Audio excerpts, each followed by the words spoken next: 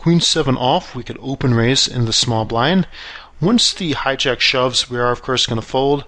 If we had a hand such as Ace Deuce suited, King Jack offsuit, we would min 3-bet, would be my preference. You could also flat, but essentially be looking to take the pot heads up with overlay against a player who's most likely shoving a 4.5 blind stack quite widely. So with quite a few hands here, I would isolate by min 3-betting. Use the open raise with pocket jacks, and we would happily get it in, even 50 blinds deep against the small blind.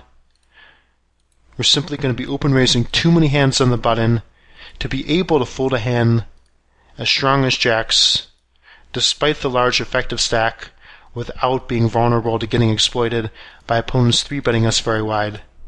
So if he 3-bet us there, we would definitely have 4-bet. Could fold, obviously, with the 6 deuce.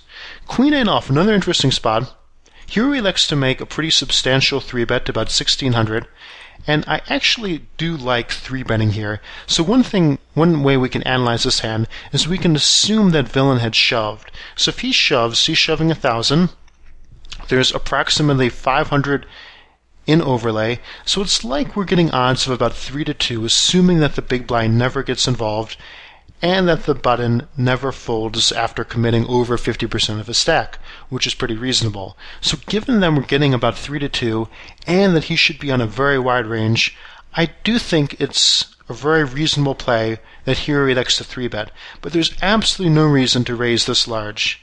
So facing a min raise and a 3-bet, the big blind, most players in the big blind are going to play fairly literally. And so if we 3-bet just the min, or even make it something like 850, that's going to be plenty to isolate against the button and knock out the big blind in the vast majority of cases. So definitely 3-betting more than necessary. Okay, a couple more solid folds. King 9 off, however, is a pretty loose raise in the low jack. Even a hand like King 10 suited would be a lot better. So I would prefer tossing that. In fact, here then folds to Jack 10 suited, and because this hand plays a lot better post-flop when we are called, I would rather raise this hand than the King 9 off, even though the King 9 off is one position later. Of course, we would have called an open shove from the small blind with a shared effective stack. In fact, down to significantly weaker hands like King Deuce offsuit, we could profitably call the small blind's open shove, and this is very passive. Jack 4 offsuit, we would have open shoved had everyone folded to us for a very short effective stack. And pocket 5s, I would again 3-bet here.